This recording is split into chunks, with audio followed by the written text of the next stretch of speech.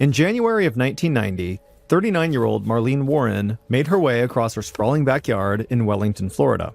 Marlene and her husband Michael were hosting a barbecue for some of their friends and family and coworkers. And so far, the Florida winter weather had not disappointed. It was sunny and about 75 degrees Fahrenheit, so a perfect day for an outdoor party. Marlene looked down and checked the food on the grill. It smelled delicious and was almost ready to be served. Then she looked up and saw all the people in her yard who were talking and laughing and having a great time, and she smiled. Her backyard, and really her entire house, were made for big parties like this one. Where Marlene lived, Wellington, Florida, was a small upscale village not far from West Palm Beach that was filled with mansions and golf courses. Marlene and Michael's 5-bedroom home was over 5,000 square feet, it had a pool, and it even had an attached airplane hangar for Michael's prop plane. Marlene enjoyed the luxury that her house and her neighborhood provided, but really what she loved the most was all the space she had on her property so she could throw these big parties for all the people she loved. The smell of the food drifted across the backyard, and after a while, a few guests began heading towards the grill. And amongst those guests were a young couple, Sheila and Richard Keene, who walked up and asked Marlene if she needed any help. But Marlene said she had everything under control, and really she was just happy that Sheila and Richard had made it to the party. Sheila and Richard both worked for Marlene's husband, Michael, at the used car dealership that he owned, and so Marlene was just happy to meet some of these people that spent so much time with her husband. Sheila and Richard chatted for a little bit longer, and then they turned and headed back towards the party, at which point Marlene began taking the food off the grill and putting them out on serving dishes. As soon as Marlene's 21-year-old son, Joey, and a few of his friends saw Marlene putting the food out, they rushed over and grabbed some paper plates and began piling them full of food. Joey's father, Marlene's husband, Michael, spotted the boys doing what they were doing, and he laughed and told them to please save some food for the other guests. Then Michael walked over to the grill and put his arm around Marlene, and she leaned her head on his shoulder. Both of them had been so busy with work lately that it felt like they barely got any time together. So it was nice now to have a moment to relax together and just to enjoy the company of their friends and family. Marlene and Michael had been together for almost 18 years, and even though things weren't always perfect, Marlene couldn't imagine her life without her husband. Back in the mid-1960s, Marlene had gotten married to a different man. She gave birth to her first son at the age of 16, and she had Joey a few years later when she was 19. But not long after that, her first husband had died, and Marlene felt completely lost.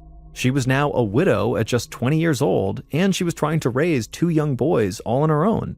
At the time, she had gotten a lot of support from her parents, but there were still moments when she just felt like surviving was almost impossible. Then she had met Michael, and it was like everything in her life got better. Michael was kind, he was handsome, he was driven to succeed, and he almost immediately became this loving father figure to Marlene's 2 boys. And Michael was just as taken with Marlene as she was with him.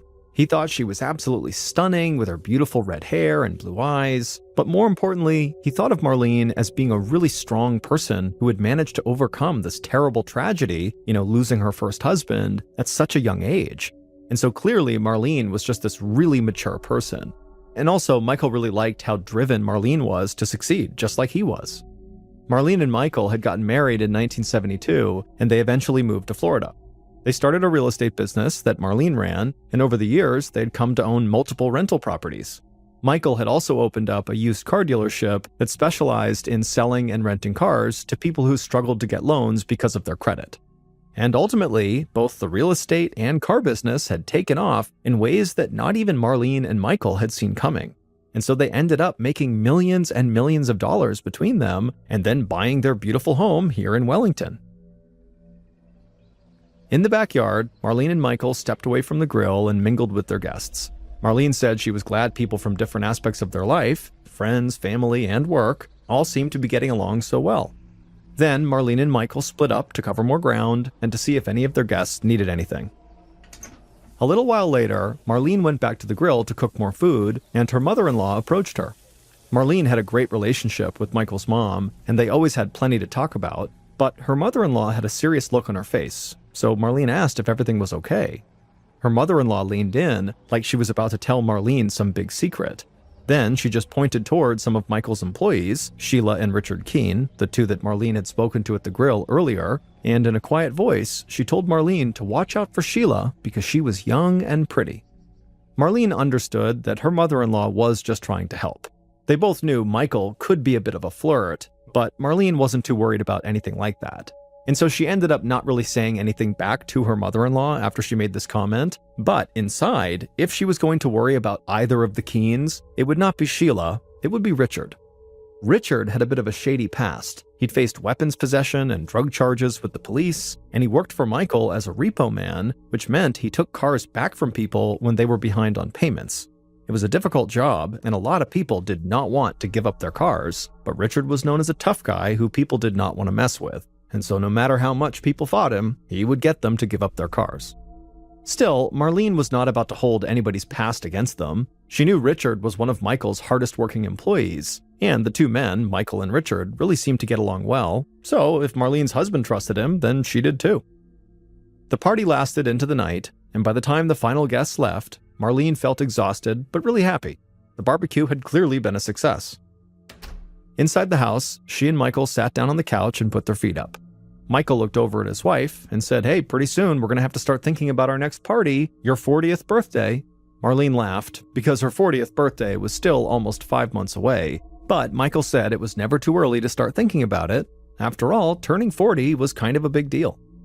Marlene and Michael sat and talked a bit longer. Then Michael said he was tired and kissed his wife and headed to bed. Marlene stayed in the living room by herself, and as she sat there, it really hit her that she was going to turn 40 soon. Now, there was a time when she would have seen that as getting old, and she would have dreaded the birthday, but Marlene actually felt kind of excited for her birthday. For her age, she had actually accomplished a ton. She had the kind of life that people envied, and she believed that everything would just keep on getting better as she got older. About 6 months later, at around 11 a.m. on Saturday, May 26, 1990, Marlene was cooking food again. This time, though, she was in the kitchen making breakfast for her son Joey and two of his friends who were over at the house. Marlene finished up the food and then hollered for the boys to come and get it. Joey and his two friends rushed into the kitchen, they got their breakfast, and then went back into the living room to keep watching TV. Marlene was happy to have a relaxing weekend ahead of her. A little bit earlier, Michael had headed out to a racetrack in Miami with a friend about 70 miles away, so Marlene was totally solo, and she figured she might just spend the day driving around. Michael had surprised her for her 40th birthday with her dream car, a candy apple red Firebird. Marlene loved this sports car, and today felt like the perfect day to go out for a drive. But before she could head outside to hop in her car, the doorbell rang. Marlene was pretty sure her son and his friends were not going to get up to answer the door, so she headed to the front door and she opened it up. And as soon as she did, Marlene smiled, because standing there was a clown. It was this person in a clown costume with a curly red wig and white makeup, and this clown was holding balloons and a small picnic basket filled with flowers in one of their hands. At this point, Joey and his friends looked up from the couch towards the door, and when they saw the clown, they just started laughing. They wondered why there was a clown at the house, but they quickly turned back to the TV. As for Marlene, she figured these balloons and flowers must be some sort of late birthday present, or just a kind of random nice surprise from Michael. The clown grinned and handed the balloons and flowers to Marlene. Marlene said, "Oh, these are so pretty," and then began looking for a card to see who had sent this to her. But as she did this, Marlene didn't notice the clown pulled their other hand out from behind their back. And then a second later, in the living room, Marlene's son Joey suddenly heard a loud pop, and then he turned and looked towards the front door, and he saw the clown had turned and begun running away from the house, and his mother was now lying on the floor. Joey and his friends had no idea what just happened, but they ran over to Marlene's side, and right away they saw her face was covered in blood. She had been shot. The boys ran out the door screaming for this clown and screaming for help, and then at the end of the road, they saw a white Chrysler sedan called a LeBaron racing away around the corner. And so one of Joey's friends rushed back inside to call 911. Joey ran straight for his car, he hopped inside and began flying down the road after this Chrysler. But Joey, after turning the corner and driving all around the neighborhood, he could not find the white Chrysler LeBaron. It was gone.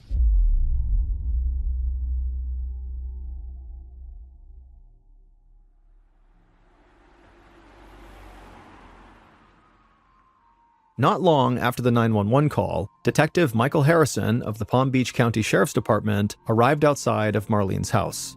When Harrison had first gotten the call to investigate a shooting carried out by a clown in one of the wealthiest neighborhoods in the county, He wondered if he was hearing everything right, or if maybe a fellow officer was playing some sort of twisted joke on him. But Harrison quickly realized this was not a joke. After being shot, Marlene had been rushed to the hospital, and she was now fighting for her life. All Harrison knew about the person who had shot her was that they were last seen wearing a clown costume. Harrison walked towards Marlene's property. Officers who had arrived first on the scene had already cordoned off the yard with police tape, and out front they had gathered Joey, his 2 friends, and a neighbor who had heard the shooting while he was out walking his dog. Joey and his friends stood there with police, still in total shock. Joey's hands trembled, and the first thing he told Detective Harrison was that he'd gone after the shooter, but he had failed to catch them. Harrison did his best to calm Joey down. He knew this young man really just wanted to go to the hospital to see his mom, and Harrison also knew that the chaos of what had just happened would just make it really difficult for Joey to focus. But Joey and his friends were Harrison's best witnesses, and so he hoped he could get at least some information out of them right now. So Harrison asked Joey if there was anything he remembered about the shooter beyond them being dressed as a clown. After taking a deep breath and collecting himself, Joey would say that the shooter had a lot of white makeup on, like even more makeup than a circus clown would wear, so as a result, it was almost impossible to tell what the shooter actually looked like. But Joey said, as far as he could tell, the shooter was a man who was probably about 5'9" tall, and he had what looked like really big hands. Joey's friends would agree with that description.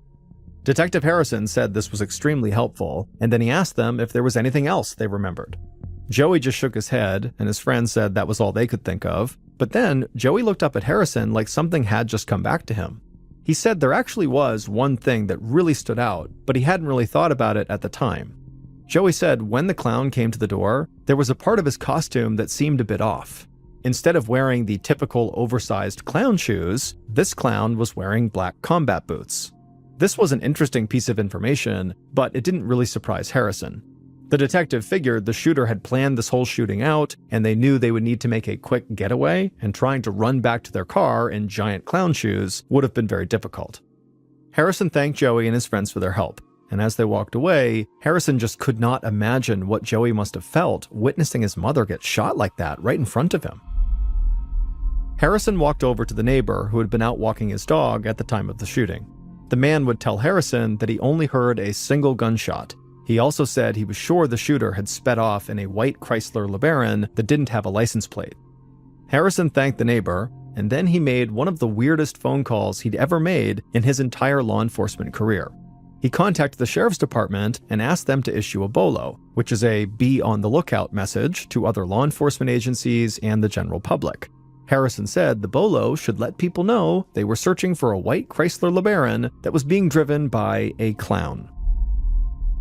Harrison made his way inside of Marlene's house, and right away he was stunned at just how little evidence there was, considering a shooting had taken place right there. There was very minimal blood in the entryway, and there were no bullet casings, no weapon, and no bullet holes in the wall. Harrison still needed to get some information from the hospital where Marlene had been taken, but based on his conversation with the neighbor, and also based on what he saw at the crime scene, Harrison's first impression of this crime was that the clown, the shooter, fired one bullet, and that bullet must be lodged somewhere in Marlene's body. The lack of ballistics evidence and the fact that the shooter was fully disguised meant that Harrison and his team did not have a lot to go on. But he crouched down in the entryway and focused on the evidence he did have, the balloons and the basket of flowers. One of the balloons was pretty generic, but the other one was red, heart-shaped, and had a message on it that said, "You're the greatest." For now, that balloon was the best clue Harrison had. So he instructed his team to cover every place in the area that sold balloons to see which of those places sold heart-shaped balloons like the one left behind at the scene. Harrison's team worked fast, and his tactic paid off.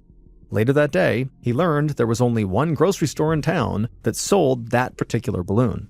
So Harrison had his first major break in his search for the clown who had shot Marlene. Members of the investigative team went to the grocery store where they believed the balloon left at Marlene's house had come from. And one of the clerks there remembered selling the balloon and flowers to someone about an hour and a half before Marlene was shot. Now, the clerk could not provide a description of the person who bought these items, but this information was still very valuable because now Detective Harrison thought there was a strong possibility that their shooter, the clown, was somebody local, that they would have known to come to this particular grocery store to get that particular balloon and those flowers. And so with that theory in mind, that their shooter was local, Harrison turned his attention to local costume shops. If the shooter purchased the balloons and flowers in town, then they very likely got their clown costume locally too. And later that day, a bell jangled over Harrison's head when he walked through the door of a small, dimly lit costume shop. He walked past shelves of masks and racks filled with all different kinds of costumes, and at the back of the shop, he found two young women sitting behind a large glass counter that had costume makeup displayed in it. Harrison introduced himself to the young women, and they were clearly very surprised to see a detective in their store. Harrison told them they had nothing to worry about and that he just had a couple of basic questions for them. Then he asked both of them if they recalled selling a clown costume recently. The women looked at each other and their eyes went wide. Then one of the young women turned back to Harrison and told him they'd actually just been talking about a clown costume that they had sold a couple of nights earlier. She said the costume itself was not the weird part, it was the customer who bought it that made the whole transaction so strange. She said this customer had come into the shop while they were locking up for the night, and so the women had told this customer they were closed, but this person said they were desperate to get a clown costume, and they had to have it right now. The young women could tell this customer seemed very, very anxious and on edge, and so ultimately they decided to help. They walked the customer to the back of the store and showed them the clown costumes they had, and eventually the customer found the costume they liked, and they also bought a red curly wig, a clown nose, and a bunch of white makeup. Harrison asked if this customer had also bought clown shoes, and one of the women said actually that was another interesting thing about this transaction. The customer had been so adamant that they wanted a full clown costume, but then when it was time to actually get the clown costume, they said they did not want the shoes that came with it. So Harrison asked for a description of this customer. But both women said, it was the strangest thing. When this customer came in, it was like they already were in disguise because they had a hat pulled down over their face and they had their jacket pulled up high around their neck and they kept looking down and barely speaking. And so, the two women just did not have a clue what this person looked like. They couldn't really even tell if it was a man or a woman. But what they could recall was that this person was maybe 5'8" or 5'9", and they appeared to have some brown hair, but they didn't know how long it was. While this description obviously was not very helpful, it did kind of match the description that Marlene's son, Joey, had given of the clown that shot his mother. He basically described an average-sized man, and that seemed like that's what the customer was. Harrison hoped this customer had bought the clown stuff using a credit card, and then he could just kind of follow the credit card transaction history right to the shooter. But unfortunately, when he asked the women for the credit card receipt, they said that the customer had paid in cash, and so there was no paper trail. So Harrison thanked the two young women for their time, and then he headed back outside and made his way back to the sheriff's department.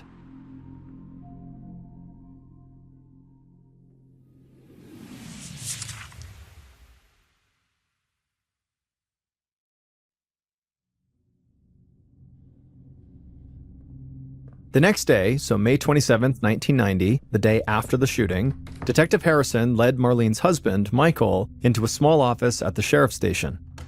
Michael looked dazed and like he hadn't slept in a long time.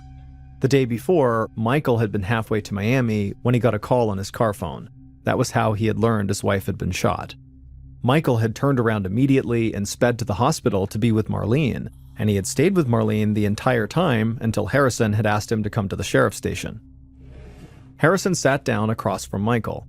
The detective knew Michael had an airtight alibi, having been on the road when the shooting took place. But when a violent crime is committed, spouses are often the first suspect. So even if Michael didn't pull the trigger, Harrison could not yet rule out that he was involved in some way. And even if Michael wasn't connected to the shooting, Harrison hoped Michael could provide some key information that might push the investigation forward.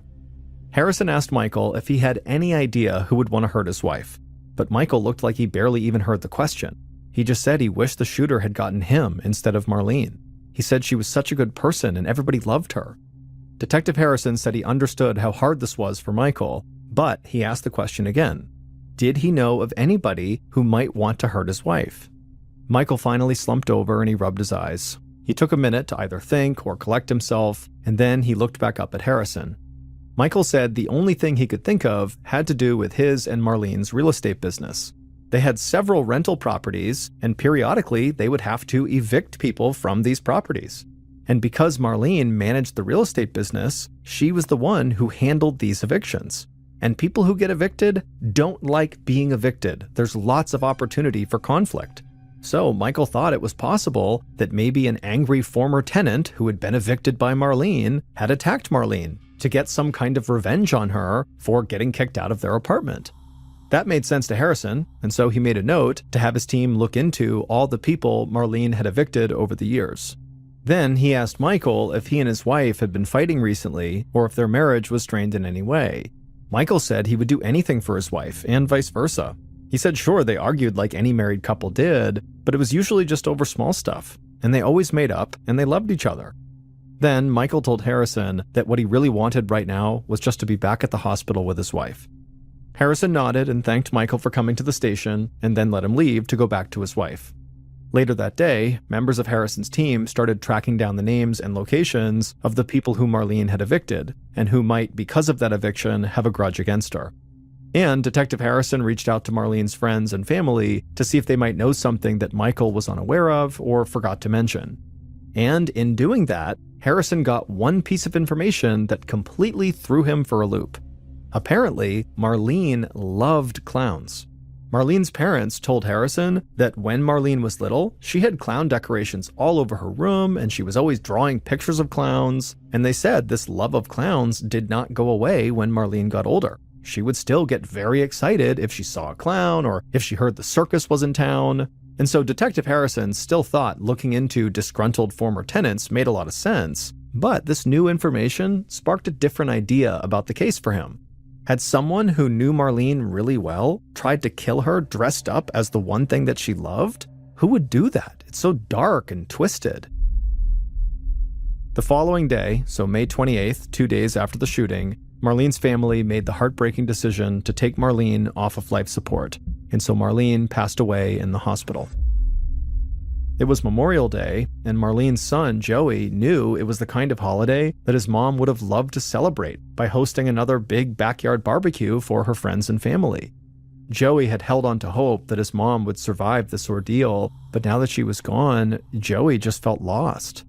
The family dealt with the shock of losing a wife, mother, and child, and at the same time, Detective Harrison now knew he had a homicide case on his hands.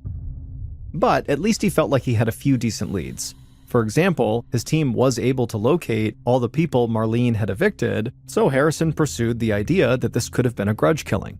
But Harrison found himself feeling more surprised after he spoke to each of these evicted former tenants. Even though Marlene had kicked them out of their apartments, they all still spoke very fondly of her. They said she was a genuinely good person and a decent landlord. Some said they had even remained friends with Marlene after they had been evicted. Harrison couldn't actually rule any of them out yet, but during all those interviews with these former tenants, he never felt like he was talking to a killer. Then, on May 30th, so 4 days after the shooting, Harrison got a major break in the case. The white Chrysler LeBaron car, the car the clown had jumped into and sped off in that Joey had chased after and couldn't find, well, that car was found. A little after 9:30 a.m., Detective Harrison and county forensics investigators arrived at a grocery store parking lot where the car had been abandoned. The car didn't have any license plates on it, so instead, Harrison called in the vehicle identification number, or VIN number, that's assigned to every vehicle, and you can find it typically on the inside of your car door. He called that number in to his department so they could begin to try to look it up, at the same time that the forensics team began to comb through this car to look for evidence.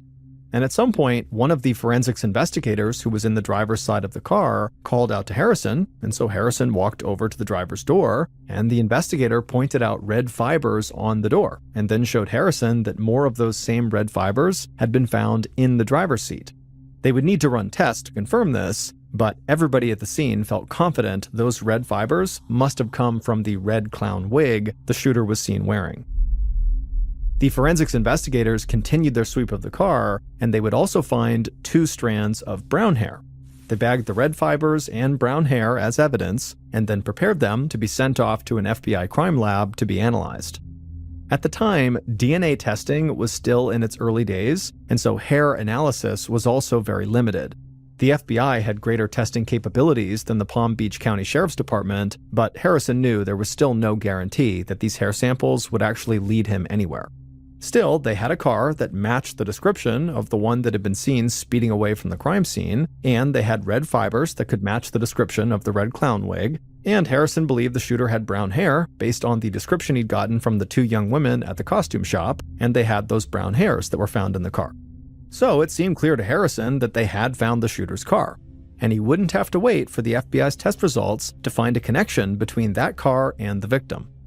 Police ran that vehicle identification number, and they discovered that the LeBaron was a rental car. And about a month earlier, it had been returned to the used car dealership that Marlene's husband, Michael, owned. Harrison left the grocery store parking lot and quickly went back to the station. But when he arrived, he discovered that the story surrounding the LeBaron was a lot stranger than he'd imagined.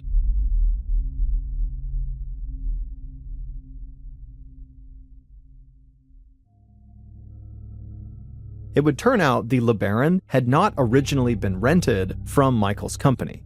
Instead, the couple who had rented this LeBaron had apparently accidentally called Michael's company and asked where they should drop the car off when they returned it, and somebody at Michael's company, who was used to cars getting returned all the time, and so did not think to ask this couple, hey, did you rent with us or did you rent somewhere else? They just told the couple, okay, yeah, just leave the car at this specific location and leave the keys inside. Harrison didn't know what to make of this. He thought it would have been a lot more cut and dry if the car simply belonged to Michael's company, but now he needed to figure out if this was all just some bizarre coincidence that, the killers happened to drop off the car at Michael's company by accident, or if Michael, or one of his employees for that matter, had taken this opportunity to get a hold of a car that they thought would not be traced back to them. So Harrison went to interview some of Michael's employees, and he thought he found another potential suspect when he spoke to Sheila and Richard Keene, the young couple who had been at Marlene's barbecue, who had walked up to Marlene when she was at the grill and they had asked her if she was doing okay. Also the same couple that Marlene's mother-in-law had sort of warned Marlene about, saying that, Sheila was young and pretty, so be cautious of her. But Marlene was actually thinking, Sheila's not the problem, it's Richard. He's this big intimidating repo man guy. Harrison and his team dug into Sheila and Richard's background, and they would discover that Richard had a criminal record. And in virtue of him being a repo man who worked all over the area, he would know his way around the neighborhood, and he could have easily figured out a route to quickly escape Marlene's neighborhood, and he probably would have had a good idea where to abandon the getaway car where it wouldn't be found for at least a few days. But after actually meeting with Richard, Harrison couldn't find anything linking him directly to Marlene's shooting. And there was no evidence that Richard was the employee at Michael's company who had taken that call about returning the LeBaron and then told the renters where to leave it. So, over the next couple of weeks, Harrison continued to pursue leads connected to Michael and his business, but he started to feel like the answers to this case were just out of his grasp. He had a strong hunch that either Michael or someone who worked for him was behind the shooting, but the evidence just wasn't coming together. And news from the FBI did very little to point Harrison in the right direction. Test results did show that the red fibers found in the LeBaron were most likely from a wig, but the two strands of brown hair that investigators had also found could not be analyzed fully enough to identify who they belonged to. And so after all this work that Harrison and his team had done, they still basically had very little to go on. So Harrison decided to keep digging into Michael's used car dealership because he still thought the abandoned white LeBaron was the strongest clue they had. Detective Harrison and his team spent the months following Marlene's murder delving into her husband Michael's business practices at his used car dealership, and they found significant evidence of illegal activity.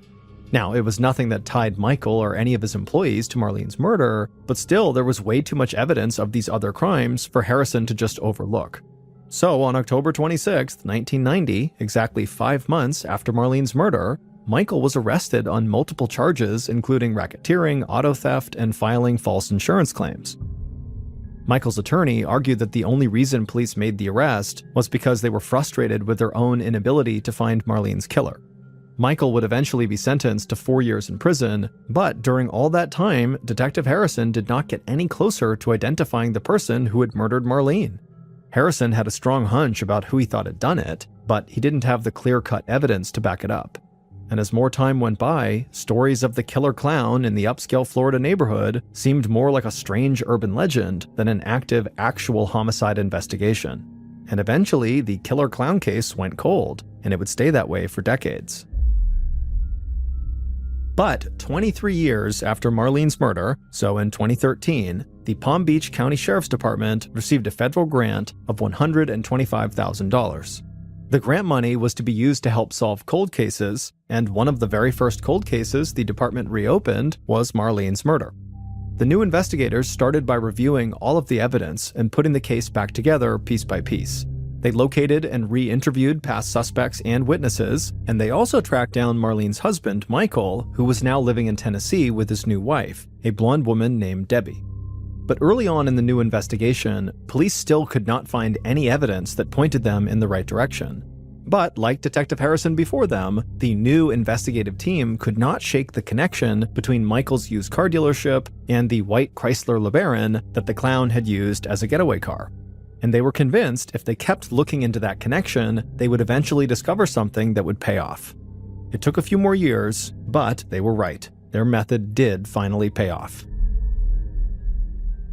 In December of 2016, so over 26 years after Marlene's murder, detectives from the Palm Beach Sheriff's Department traveled to Tennessee, and they would follow local police to an establishment called the Purple Cow, a fast food burger place that Michael and his new wife Debbie owned. The investigators spoke to current employees about the couple, and everybody talked about what incredible bosses Michael and Debbie were, and what a great place the Purple Cow was to work. So the detectives left the fast food restaurant and met up with former employees of the Purple Cow, thinking maybe they would be more candid about their experience with Michael and Debbie. And inside of a small house in Tennessee, the Florida investigators met with a former Purple Cow employee who said he had all the details from an insane conversation Michael's new wife, Debbie, had had with a friend of his. The information this former employee provided about this drunken conversation led investigators to dig through photos that had been taken at the Purple Cow. And one of those photos leapt out at the investigators, and they were sure they had finally found proof of who killed Marlene. Still, investigators were not willing to put an entire case on the line with a single photograph, especially for a case that dated back almost 27 years. They wanted scientific evidence to back up their claims. So they reached out to the FBI. DNA testing and hair analysis had taken massive leaps forward since Detective Harrison's initial investigation into this case back in 1990. And so this time, when the FBI tested the 2 strands of brown hair that had been found inside of the abandoned white Chrysler LeBaron, they were able to find a clear match. And the person those tests pointed to was the same person investigators had seen in the Purple Cow photo. And that person was Marlene's killer.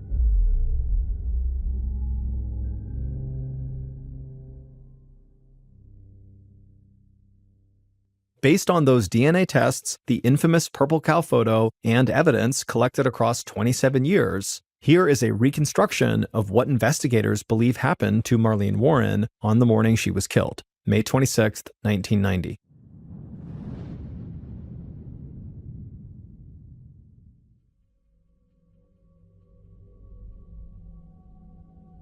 On that day, so May 26th, the killer dipped a small triangle-shaped sponge into a container of clown makeup. The killer then ran the sponge across their face over and over again, painting their face white. The process took a while, but they wanted to be sure that any of their recognizable facial features disappeared under all their makeup. When they were satisfied with the makeup, the killer took a clean sponge, dipped it in red makeup, and gave themselves big red dots on their cheeks and also a wide red smile. The killer fitted a red curly wig on their head and tucked their brown hair underneath it. Then they added the final touch, a clown nose. The killer then looked in the mirror. They were sure nobody would know who they were.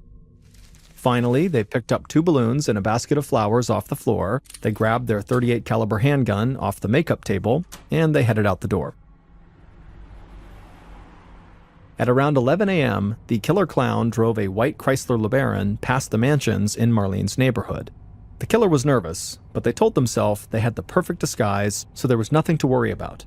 The killer eventually pulled up in front of Marlene's house. There was a car that was already on the long circular driveway, so the killer parked the LeBaron on the street. The killer glanced in the rearview mirror just to make sure their costume and wig were all in place. Then they stepped out of the car and they opened up the back driver's side door. They reached inside and grabbed the balloons and flowers in one hand, and they grabbed the gun with the other. The killer clown then walked up the driveway towards the front door, hiding the gun behind the basket of flowers.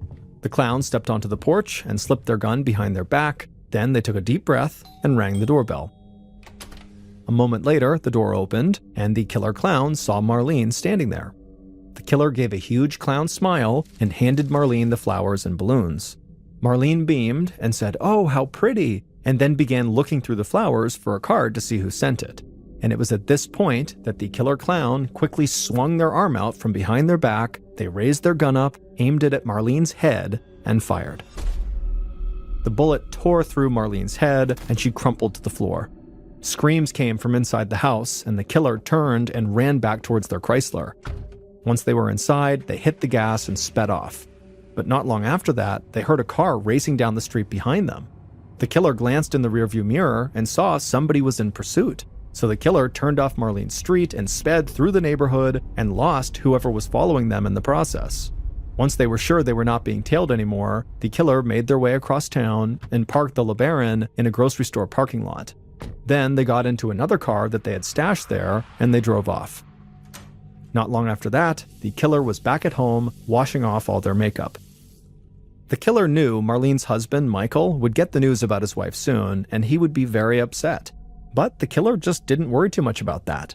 Now that she had gotten Marlene out of the way, all she had to do was divorce her own husband, and soon she and Michael could be together forever without having to hide it. Sheila Keene, Michael's young, pretty employee, who Marlene's mother-in-law had specifically warned Marlene about, murdered Marlene. It turned out that Sheila and Michael had been having an affair. They had done their best to hide it from Marlene and Sheila's husband, but Sheila had grown tired of not being able to live the life she wanted with the man she loved. So she disguised herself as a clown to hide her identity and killed her romantic rival. Early on in Detective Harrison's investigation, so the initial investigation, he had believed he was looking for a man because of descriptions he had gotten from witnesses. But the large clown costume and thick white makeup had made it basically impossible for anyone to actually get a good look at the shooter, so no one really knew if it was a man or a woman. It was just this running assumption that it had to be a man. But eventually, Detective Harrison had stopped thinking about the various descriptions he had gotten from witnesses because he basically thought they were not reliable, and instead, he had begun to consider Sheila as a major suspect because he was almost certain she and Michael were having an affair. But there simply wasn't enough evidence at the time to credibly tie Sheila to the murder, so the case had gone cold. Decades later, when the sheriff's department reopened the case, they discovered that Michael was remarried to this blonde woman named Debbie. But when police tracked down the couple's marriage certificate, they learned that blonde-haired Debbie was actually brown-haired Sheila. Michael and Sheila had married just a few years after Michael had gotten out of prison. And so this was obviously a huge red flag for investigators.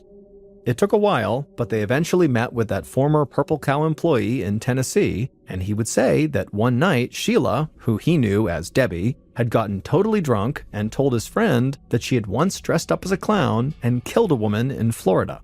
And not long after that, investigators found that infamous photo of Sheila working at the Purple Cow drive-thru wearing clown makeup.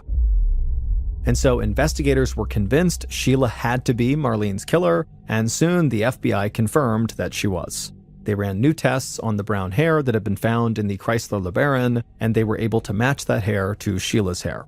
And so in September of 2017, over 27 years after Marlene's murder, investigators tracked Sheila down and put her under arrest.